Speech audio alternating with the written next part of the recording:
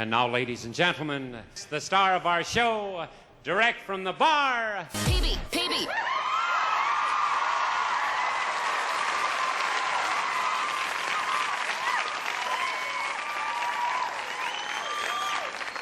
What is going on out there, peeps? All right, I did a video announcing that Maliki was being considered for the prime minister position.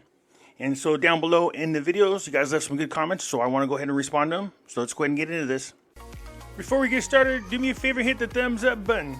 If you're not a subscriber, please do so, because when you do, it helps out the channel, and I certainly do appreciate it. All right, this is the video right here. I just posted it the other day. Thanks, Pimpy.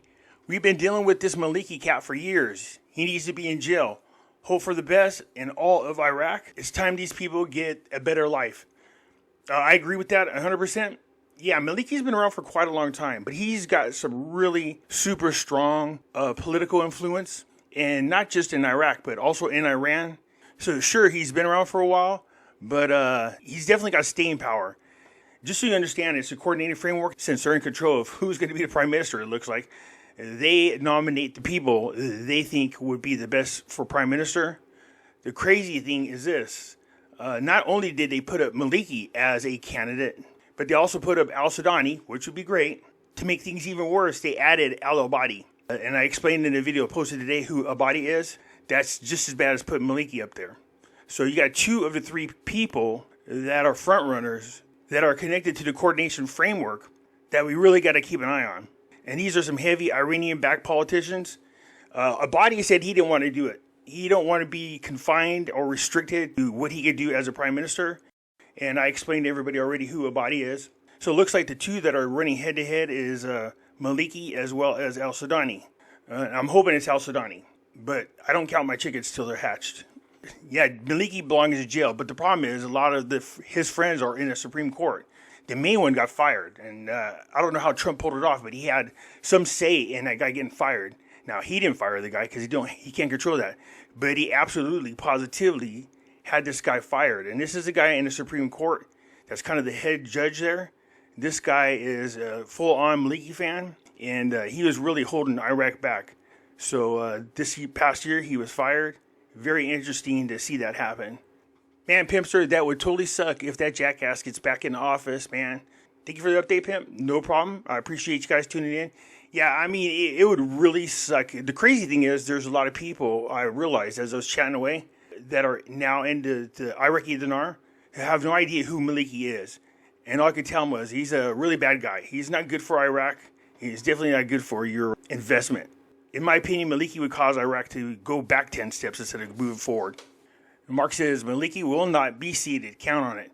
I hope not, my friend. I hope not. Seriously, this is not a guy you want to be in charge of Iraq as a prime minister. Remember, the prime minister in Iraq is a more powerful position than the president in Iraq. But Maliki, the last time he was prime minister, he tried to consolidate a lot of power in Iraq as he was prime minister because his goal was to be the next Saddam Hussein. And he's the one that's responsible for Dr. Shabibi being in exile. So let's hope he doesn't make it anywhere near the primaryship. That's why the U.S. squad is back in country. The U.S. squad? I don't know what that means. What does that mean exactly? I don't know who that is. I know that Trump is definitely campaigning on behalf of al-Sudani, and he's put in some good words. So let's hope that in Trump's case, he can influence people to choose al-Sudani again. It's that relationship between Trump and al-Sudani that pisses off the coordinated framework. Remember, they're Iranian-backed puppets, and they're not feeling too comfortable with the buddy-buddy relationship that al-Sudani has with Trump. So that's a problem for them, but it might actually be in Sudani's favor. So we'll see what happens. Impossible. If you're talking about Maliki, I wouldn't say that. He's a snake, man. He really is. He has a way of pressuring people to join his cause, and he has for a long time.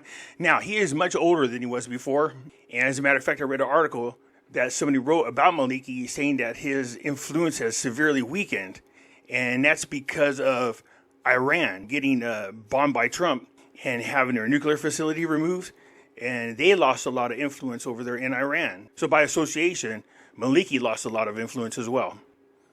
I don't think Maliki will become the prime minister again.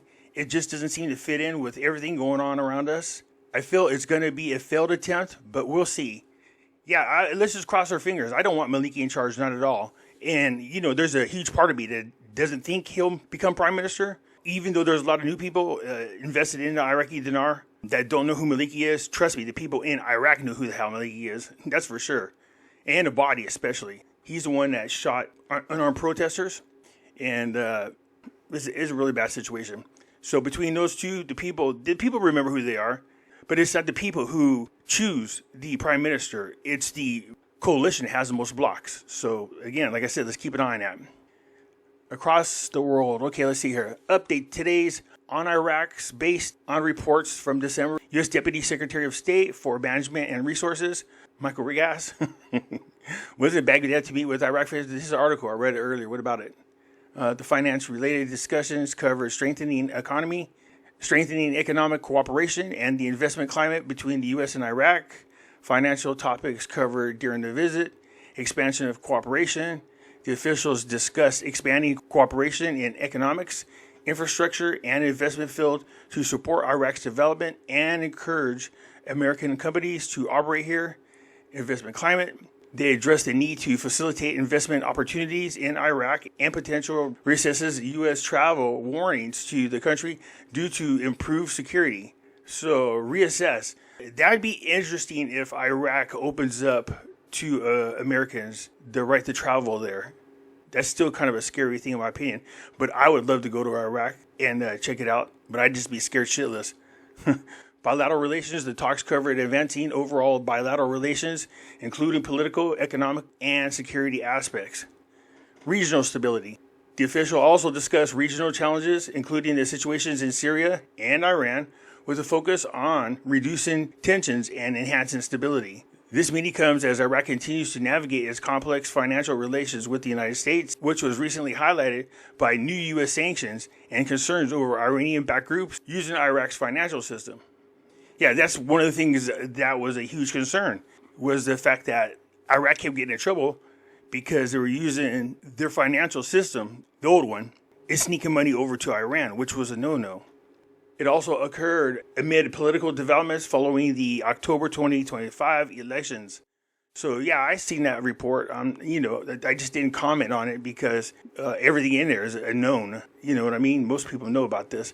And despite the fact that U.S. wants to develop all these things, they still can't choose who the prime minister is going to be.